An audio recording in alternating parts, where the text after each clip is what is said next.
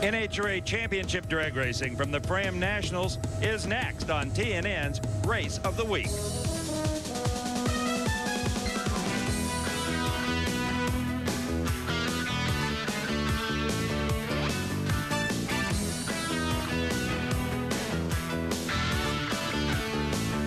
Rain has been a pain here at the Fram Nationals in Commerce, Georgia.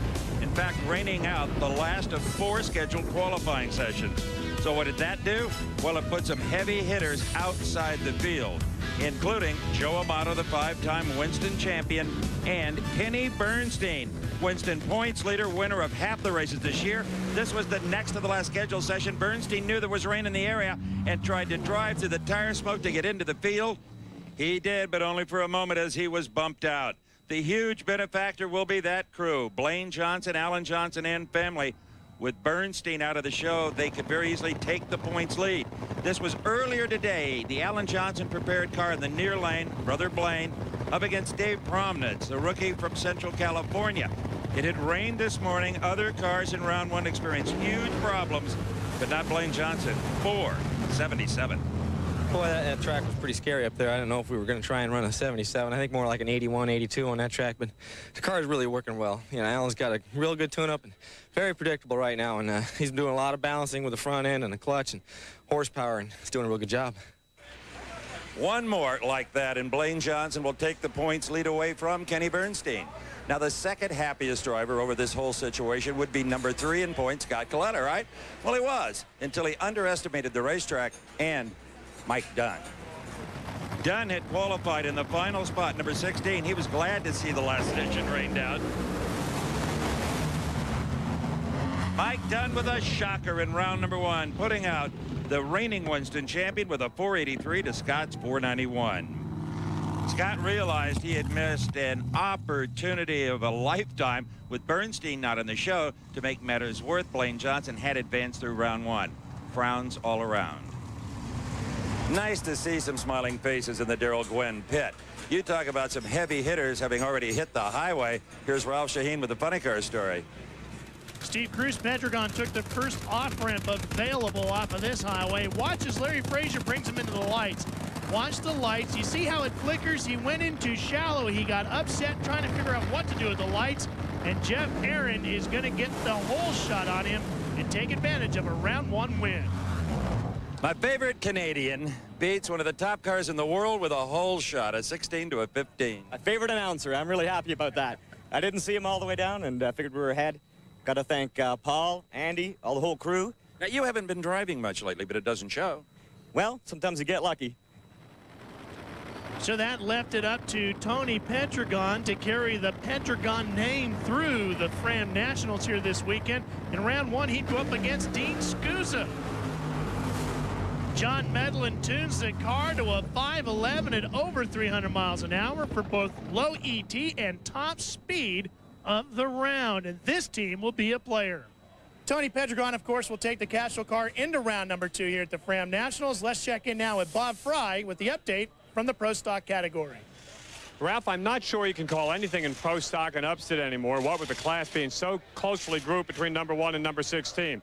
But I'll tell you, Warren Johnson, 3-time Winston champ, has had a dismal time getting out of round number 1, losing at the last 3 national events in the opening stanza. This time the Cobra was Pete Williams, who straps a whole shot on him right on the starting line and then never looked back. Pete Williams gets the win, not only his first round win of the season, but he beat the 3-time Winston champion. You can imagine Pete was pretty pumped up at the end of the track. That is a surprise to me. I knew that I could run a decent number. I didn't have a good run during my only 2 qualifying sessions, and I've been having problems with my lights early on, but I think I'm getting better. Another driver whose fate was decided right on the starting line was Kurt Johnson. The runner out of Georgia would obviously like to win for the home fans, and he strapped a near miraculous 401 on Ray Franks, who had gone to the finals at the last race on the tour. As you can imagine, after being almost perfect on the starting line, the kid was pretty pumped up at the end of the racetrack. Honestly, I thought it was red. I let the clutch out, and I looked at his wind light, and it wasn't on, and had some brain fade there. I pulled it in 2nd gear early, and she said, "Sail." I've been having good lights out here, though. I had some 430s and stuff, but I thought that one was red. Anticipation? I was pumped up.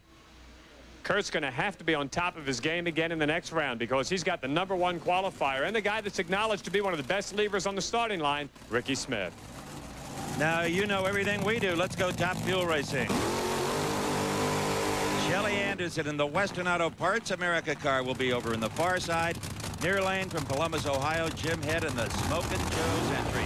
Both of these drivers having a good weekend. In fact, maybe the best they've enjoyed all season long. Here's who races who in the second stanza. Started out with a 16-car field. Let's also show you the Winston points coming into Atlanta. And remember, there is 20 points per winning round plus bonus qualifying points. So Blaine Johnson only 30 back of Kenny Bernstein. He's already made up 20 and change on that. Scott Coletta falling back with that first round loss. Joe Amato didn't even make the hunt, Ralph Sheen. No, he sure didn't, Steve, but Jim Head did, and he put away Bob Vandergriff in round number 1, and we were thinking maybe Vandergriff was going to see some resurgence here this weekend. Shelly Anderson, she put away the Rance McDaniel car in round number 1. Crew Chief Larry Meyer has her all set up and ready to go. Shelly is who we go on board with here in round number 2. And she'll be pushed by 6,000 nitro burning horsepower. Shelly stages first. And Shelly leaves first. A huge starting line advantage. The car hunting around a bit and runs a subpar, really 5:10 at 278. Jim Head just coasted at 8:01 and 99 miles an hour. The next pair up will be Connie Coletta versus Corey McLenithan, and Connie's car rolls into the water.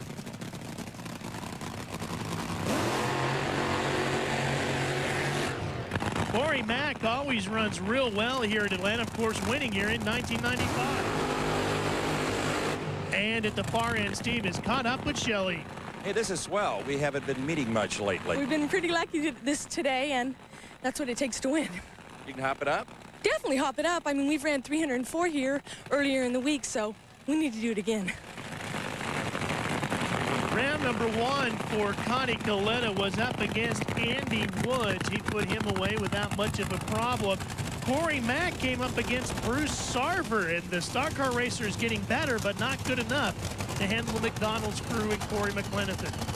Connie Coletta's qualifying number 3 means he is really dangerous. Corey Mack well knows that the round number 1 times are really not indicative of anything, with the exception of Blaine Johnson. Everybody was scared stiff at this racetrack of smoking the tires and went up soft.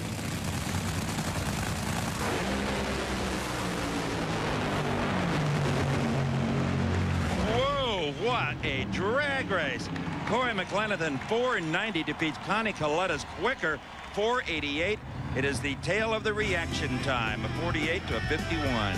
And that really made the whole difference here, Steve, because both of these cars produced tremendous power all the way down the racetrack. It looks like everybody kept the cars running pretty good. Maybe a little bit of a problem for Corey at the far end, but it was just enough for Corey to get the win. When you're a hired driver, you love to win on a hole shot once in a while, and you did an 88 to a 90. Oh, I'll tell you, about half track, this puppy was dead. And you know what? On race day, you never live for no reason. And that's one for me, and the guys will catch up, believe me. We're not lifting either, Corey. Come on back. More Top Fuel headed your way. Commercial transportation for this broadcast has been provided by Ryder, the official transportation company for Opryland. Our next pair of Top Fuel cars here in round number 2, Mike Dunn versus Eddie Hill. Dunn has been having recurrent engine problems. I think they've got a handle on it. Eddie Hill in the yellow car in the opposite lane has been having clutch problems and smoking the tires. Mike Dunn has been getting a lot of horsepower out of his Mopar and crew chief Frank Bradley. However, it won't last for the full quarter mile. Eddie Hill and Fuzzy Carter have been working on their nuclear banana pretty hard, too. And, you know, Steve, if either one of these teams gets the final bugs worked out, they both could be contenders here very easily. That is Jerry Gwynn, father of Darrell Gwynn, the team owner, for the first season carrying the Mopar banner. Eddie Hill, a stalwart for Pennzoil, who is getting involved in a lot of NHRA drag racing, including the Richmond event, sponsoring it. Coming up later this year, let's watch. Mike Dunn had a big advantage, but it didn't. Oh, and Dunn smokes another motor. Pretty good result, though, a 4.87 second elapsed time. Now, Dunn will race Shelly Anderson next round. Here's Bob Fry. Shelly Anderson is more than a driver. She does a lot of work on her family's race car. The Western Auto Parts America machine's having a great outing at the Fram Nationals, but that really shouldn't come as a surprise. Women have always done well here in Top Fuel. Lucille Lee, Lori John, Shirley Muldowney all won this race in Top Fuel. Heck, even Shelly won her first big race here back in 1992 when she took out Blaine Johnson to win in Top Alcohol Dragster. Whether it's the air conditioner or that great Southern hospitality, the women always run well here at the Fram Nationals. They dance pretty good too, I guess, huh? Larry Dixon and Blaine Johnson will be the next two to dance down the quarter-mile floor here, and Dixon has had a hard time keeping the front end of the Miller car down on the ground, and Alan Johnson and Blaine Johnson, they haven't really had any problems. No, they haven't. In fact, I would have to rate Larry Dixon, even though he was Rookie of the Year and won the U.S. Nationals in '95, as an underdog here. I think he would rate himself as an underdog. The Don Perdomo car over in the far lane. Family operation from Santa Maria, California, near side, trying to wrest the points lead from Kenny Bernstein.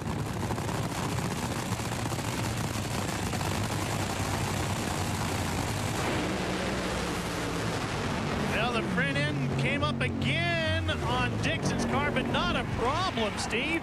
They put away the most consistent machine in the field of Blaine Johnson's with a 478, 299 miles an hour.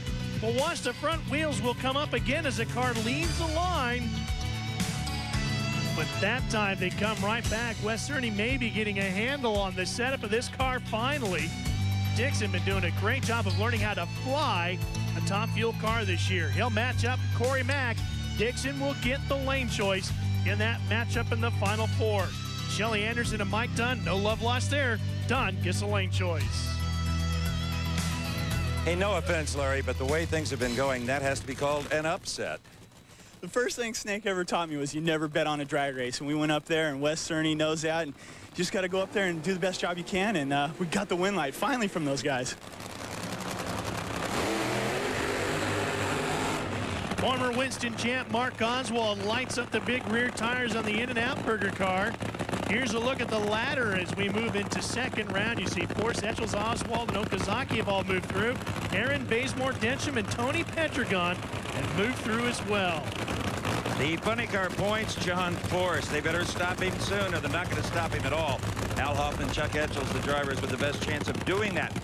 You may have noticed on the ladder that Tony Petragon and John Force are on opposite sides, which means they can't meet each other into the final if they get that far.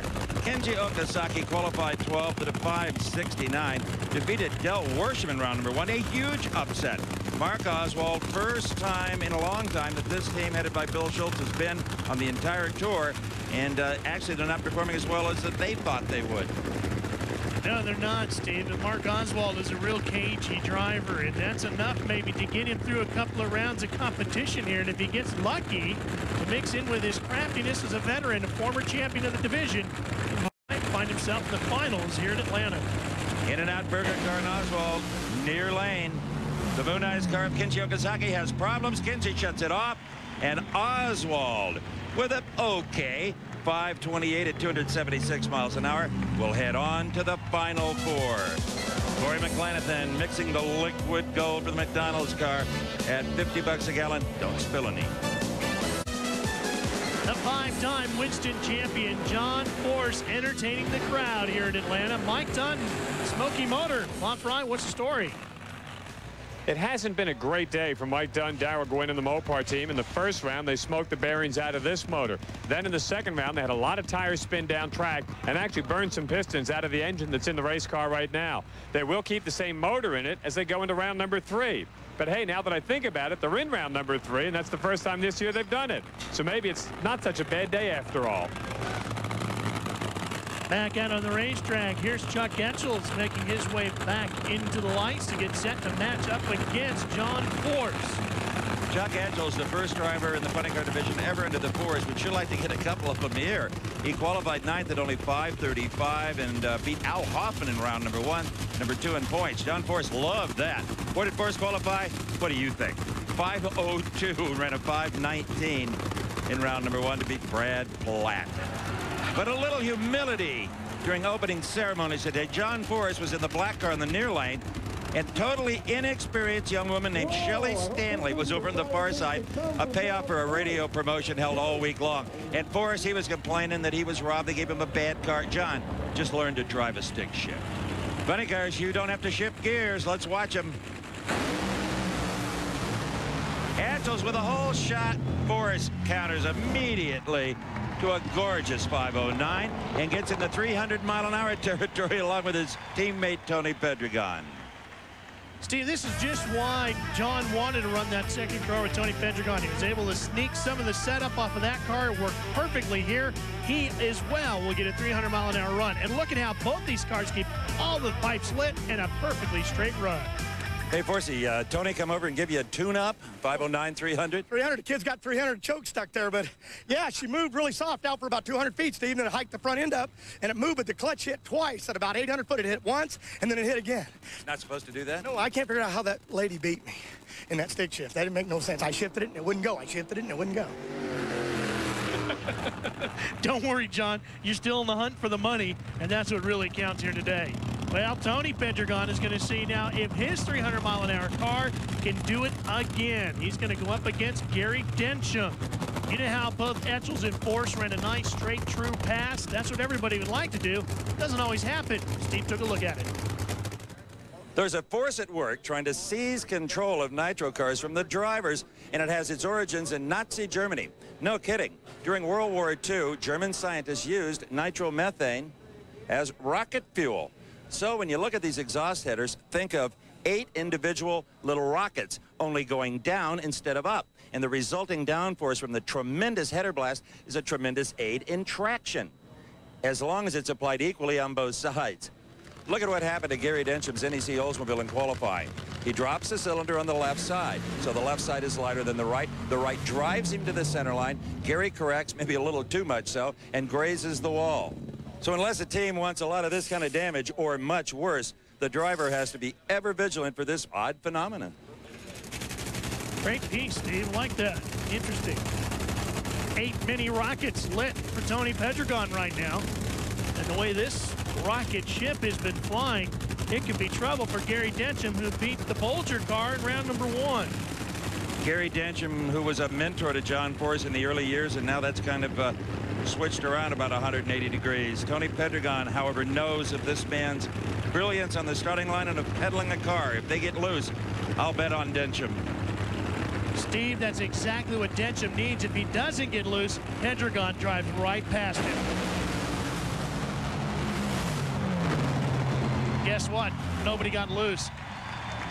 Tony Pedregon, 5:15, 298 miles an hour. And the Castrol car continues to march on, and probably at the hands, I would say, of one of the hungriest drivers in the division. The next pair, Jeff Arend in the blue car, and Smokin' Joe's machine of Whit Bazemore.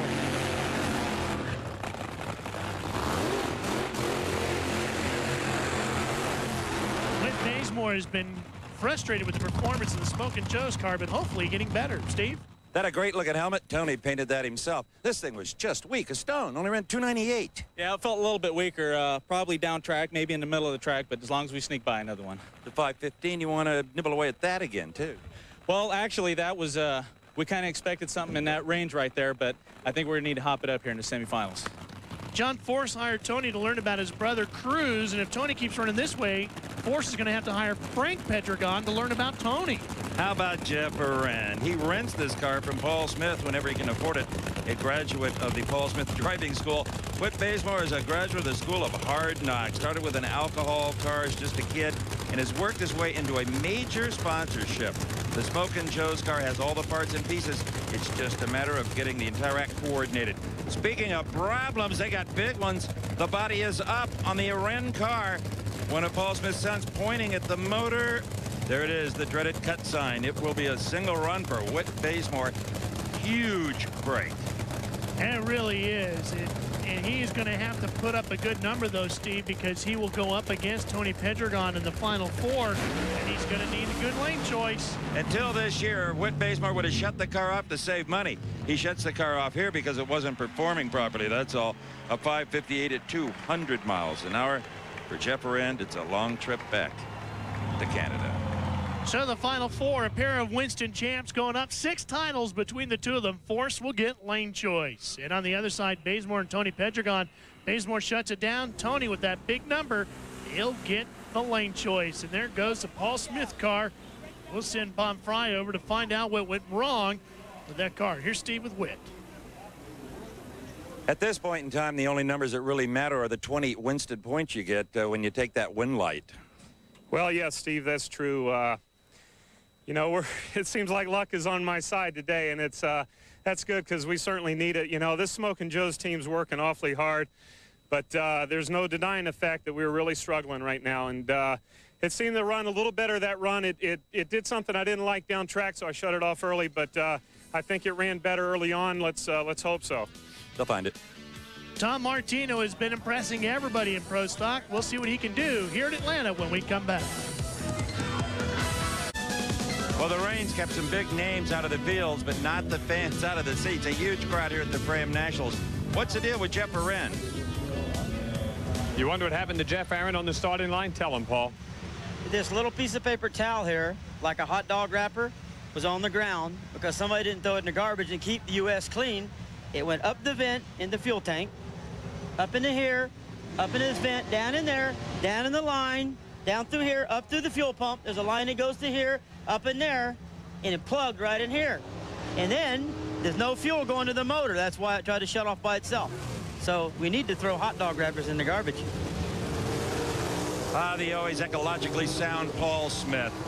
Here we go into Pro Stock. 2,350 pounds, 500-inch motors, huge 4-barrel carburetors, high-octane racing gasoline. And here's how they set up for the second round. Kurt Johnson won in a huge hole shot in round number 1. His father, Warren Johnson, was eliminated in round number 1. Yates leads the points. Glidden in there with the only Ford. In fact, here are the point standings. Yates with a huge lead. He's won 3 out of 4. And Ray Franks in the second spot. Who'd have thunk at the beginning of the season? Steve, the one thing I can tell you about Pro Stock this year is you take a look at Bob Glidden and the stats for him.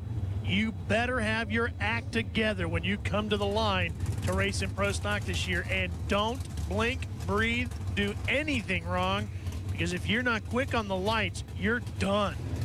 And this is the Mike Edwards Winnebago car out of Broken Arrow, Oklahoma. A very soft-spoken guy, a man of few words until he gets to that starting line, and he speaks very, very loudly. Glidden, the 10-time Winston champ, giving Edwards everything. Edwards reaches for the chute and pops it with a win. A 7:09 over Bob Glidden's 7:14. Say goodbye to the Ford. So Mike Edwards, a guy who won out at Houston earlier this year, moves on to the next round, and the person who runnered up with him was Tom Martino, and Martino finds himself going up against Bruce Allen.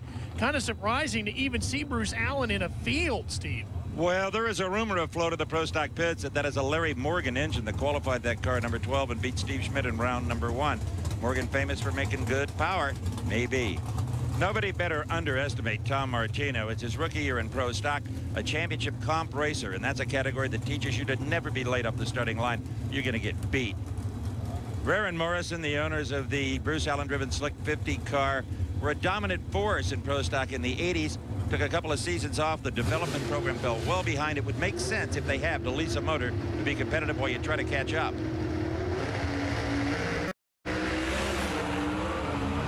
Bruce Allen hasn't lost his touch. Allen first off the starting line. Martino guns him down. A 7:08 to a 7:17. 194 for the winner, 193 for the loser. At this end of the racetrack, it's Jim Yates getting set to go up against Pete Williams. At the other end, Steve Evans talking to Tom Martino. A 7:08, that's in the hunt? Oh, it felt pretty good. It rattled a little top of low, and then it really started going. So, Allen left on you just a skosh. Well, I hope he didn't get mad at me. I went to stage, and I put both my lights on at one time, which I haven't played any games all year, don't intend on it. And I laid back a little bit because I was a little scared that I was in deep because I didn't stage where I wanted to. So Bruce Allen doesn't get mad at anybody, believe me. Pete Williams is utilizing Dick Maskin power this year, the same thing that, of course, has been putting Jim Yates into the winner's circle so often this season. And here's Jim Yates. He went through Troy Coughlin in round number 1, qualified number 7, which is the worst qualifying effort Jim Yates has had so far in 96. Tony Yates brings her husband in, and I guarantee you Yates is remembering that it was Pete who took out Warren Johnson with a hole shot in round number 1. Dick Maskin power for both cars. Jerry Bickle, the chassis builder for the McDonald's Pontiac. Let's listen. Williams a little too quick this time. He red lights and gives it away to Jim Yates. Yates actually had the much better performance as well, though. 705, 195 to a 712, 192 miles an hour. In pro stock, you've really got to be quick on the lights this year. If Williams had just cut a decent light, he would have had Yates. A 470 reaction time for Yates was pretty sleepy. Instead, a 351 reaction time did Williams in. A 705 would have disposed of about anybody left in this place. That was a pretty good run out there. You know, we worked on the clutch between rounds, and I think we got a pretty good handle on it right here. Maskin and Bickle are up there trying to figure out how to make it run a little faster every round, thank God, right? There might not be anybody better at leaving than either Ricky Smith or Kurt Johnson, the two up next. Ricky Smith in the new Golden Corral back to entry. Carrier sponsorship just moves to the front of the car. Kurt Johnson, boy, nobody has left better than he did earlier today, just missing a perfect light in round 1. Ricky Smith over in the far lane. Even on his window, it says Tricky Ricky. Last weekend in Rockingham, the Winston Select Invitational in the semifinal round against the rookie Tom Martino, Ricky changed lanes at the last second, pushed the stage as long as he possibly could, trying to get a starting line advantage. There's very little Ricky won't do to win a drag race. And he definitely likes to stage last. Neither is staging here. Starter Rick Stewart kind of looking at his watch. Both just pre-staged. They just sit there. Kurt moves in. Now Ricky better follow. Stewart is counting him down. Stewart has red lighted Ricky Smith. Rick Stewart hits the switch and walks away. Kurt Johnson, a 709, would have been hard to beat anyway. 194 miles an hour. Boy, they're not fooling around today. Boy, that's a tough way to lose a drag race. I talked to retired starter Buster Couch about this. He said there's an unofficial rule of thumb that anytime after 5 seconds, you can throw the switch on him, and you can count with us. This is real time. You can see Rick Stewart counting him down. Ricky's not there. He throws the switch. KJ gets the win. When you're staging the car, are you kind of counting along, trying to anticipate how much time that starter's going to give you? Counting. I wrap the motor one time, and I come up against the clutch, and I start in. That's exactly what I done there, and he turned it on. Now, he'll sit up there and let everybody else hold everybody out. Held me out at Phoenix, at Houston, and I come right here, and what does he do? He red lights me. Hey, this game ain't fair. I know you won't put this on TV, but I'm telling the public it ain't fair. Ricky, it just was on TV. Well, that's how Smith sees it. What about the starter, Rick Stewart? Bob? Buddy, you gotta give. Rick, tell me about that count out in pro stock. Well, we had left lane, right lane car pull up, and both cars took a little while in the pre-staging area. Finally, the left lane went in, and the right lane sit there with no RPM. Made no attempt to bring up the RPM or to make any motion forward. I start counting. I had no other recourse except to activate the tree. I hope the game stopped. Ooh. Everybody in pro stock just learned something about new starter Rick Stewart. He takes no prisoners. Kurt Johnson up against Tom Martino in the final 4. Martino will have the lane choice. Mike Edwards, he'll be in whatever lane Jim Yates tells him to drive into. Yates has the lane choice as well. And back over the Mark Oswald pit, there's looking for some kind of a speed secret to beat John Force. Welcome back to the 1996 NHRA Fram Nationals from Atlanta Dragway, just outside of the metropolitan city of Atlanta. Bob Fry has made his way over to the Mark Oswald pit to see how things are going. The In-N-Out Burger car is going further at this race than they have at any other event during 96. Mark, you got John Force in the next round. What have you got to do to beat him? We just got to get this thing right, get it back like when we were qualifying earlier in the week, and it's still going to be tough from there, but we got to get at least back that far. You know, we haven't been looking too good here today, but, you know, we've had a good fortune, and we're just happy to be here. Top Fuel, Mike Dunn versus Shelly Anderson. I asked Mike earlier about a rather rocky relationship between the two. We had a little run-in before, you know, in qualifying one time, but since then we've settled it. You know, she doesn't talk to me, but that's no big deal. We'll go in there, and I don't know who will stage first, but we'll both be professional about it. We'll both pull in when we're supposed to, and we'll race for it. Shelly Anderson launches hard, but not hard enough. Mike Dunn Wowzers, a 4.79. That's the best from that car in a long time, and no oil dripping out of it. 296 miles an hour. Frank Bradley maybe has found his problems. That'll certainly make the competition nervous. Corey Mack, cool as a cucumber. Just ready to go with 6,000 horsepower strapped to his back. And there's Larry Dixon. He's all set to go as the West Cerny crew has got him buttoned up and ready to go once again. So let's find out how Mike Dunn's keeping it all together. Miguel, no oil and a 4.79. That's a nice combination. Yeah, that's what we're looking for from this team, Mopar Top Fueler. Nice, clean run. Still felt like, you know, it was fairly safe. We just wanted to get down there and made it all the way to the lights. You know, we got the wick a little bit longer and, you know, even made it to the last turnoff, so that's a good sign. And no oil, we're happy. Should be.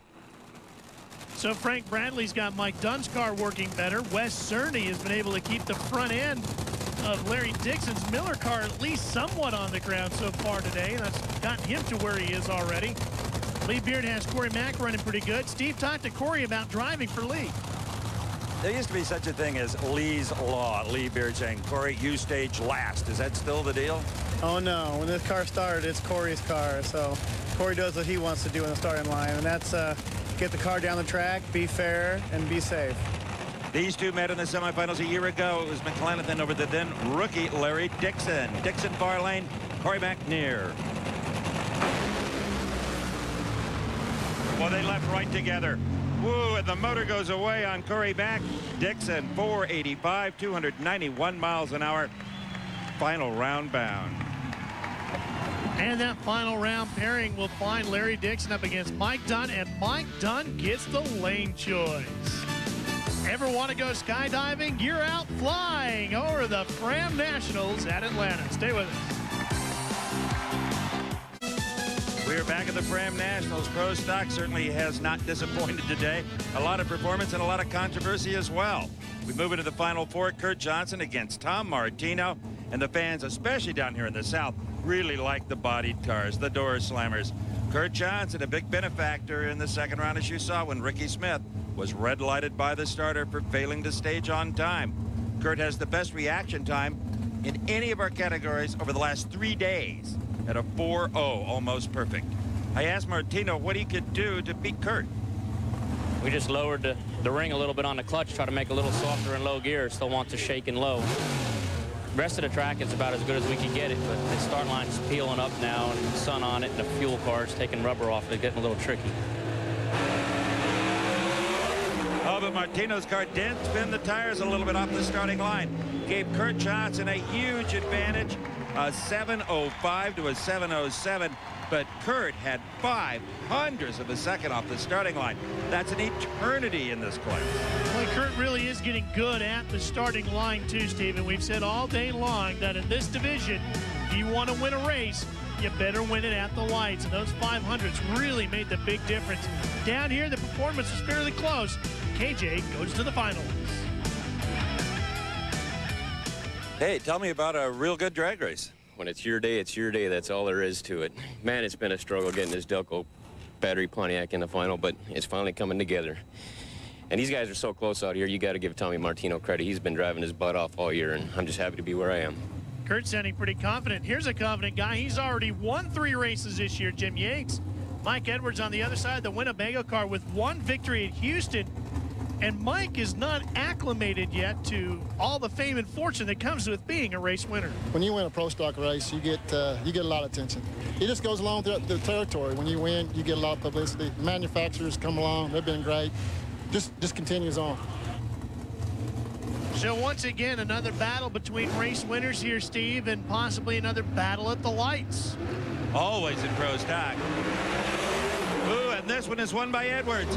A huge advantage off the mark. Yates better have big power.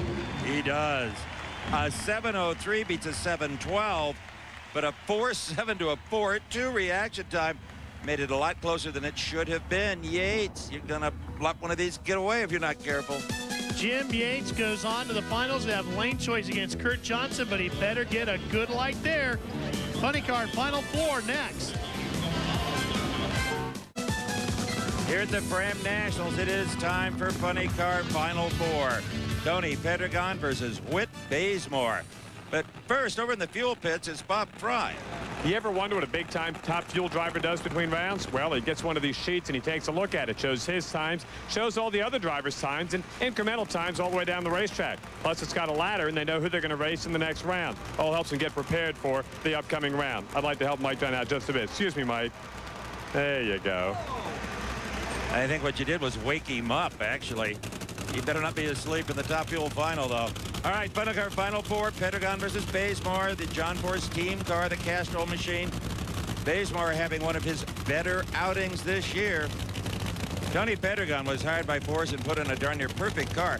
Bazemore inherited a team that was already having problems, and it's up to him to work them out. It's starting to come around, and we've made some huge changes today, and just going rounds, it's working in our favor. I think the more we can run it, the quicker we'll be, and that's the name of the game.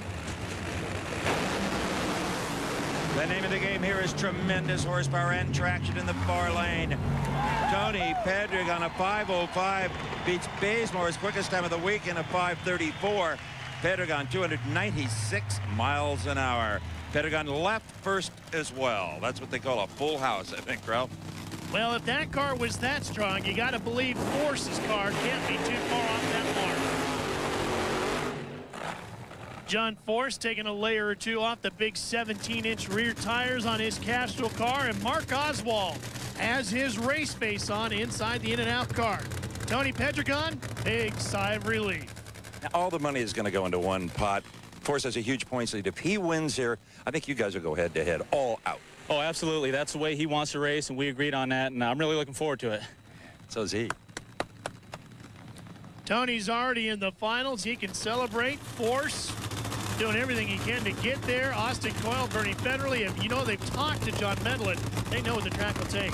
It can be dangerous if you look by an opponent like Mark Oswald.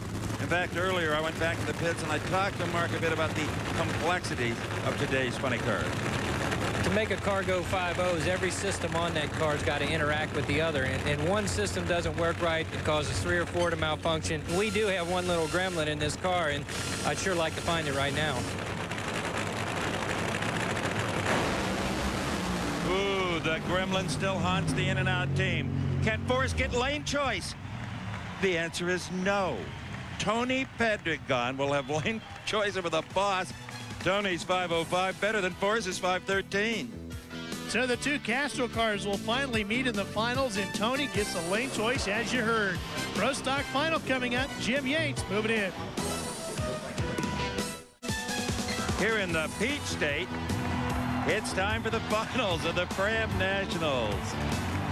In the staging lanes, top fuel drivers Larry Dixon, Mike Dunn exchanging a pre-race handshake. But let's go pro stock racing. We have talked so much about the starting line, and Ralph, I think you can make a golf analogy here. When you've got your confidence, you play a good game. One bad stroke, as Jim Yates has had with a couple of slow reaction times, maybe you lose your confidence. Boy, Kurt Johnson isn't lacking of any confidence after the semis, was he? Kurt Johnson, he got the whole shot he wanted. Yates another 4.7 light. Oh, and it's not going to be enough. Kurt Johnson gets his first race of the year. Listen to this. 7:06 beat another Jim Yates 7:03. Steve, it all comes down to that reaction time. 0.04 of a second was the difference at the line. Kurt Johnson has been on his game with the reaction times all weekend, and it made the difference. At the far end, he was slower, but it was enough. KJ gets to win and to talk to Steve. Kurt Johnson, what a fantastic final. You could see Jim Yates, I'm sure. Oh, man, you can't beat that. I thought I used up all my luck the first 3 rounds today. And, you know, Jim's a heck of a racer, and it looks like he's on his way to a world championship. I hope not. I hope to put this Delco big #1 on it next year. But you're driving spot on today, and near perfect light in the first round. Man, it's so tight out there. You got 16 cars within 0.04 of a second. You got to be on time. Good job. Thanks a lot. Well, here's a look at the Winston Pro Stock point standings. Jim Yates is still your leader, but Kurt Johnson starting to make a move on Steve Schmidt in the battle inside the top 5. Now we move on to the funny car final. The pair of Castrol cars going on here. John Medlin up against Bernie Federley and Austin Coyle. Pedregon against Force. This one's for huge bragging rights. You bet, and it's a straight-up race.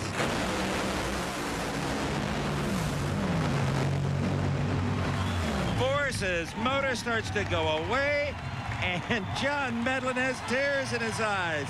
Tony Pedregon. Look at the handshake between Medlin and Austin Coyle. I know who's buying dinner tonight.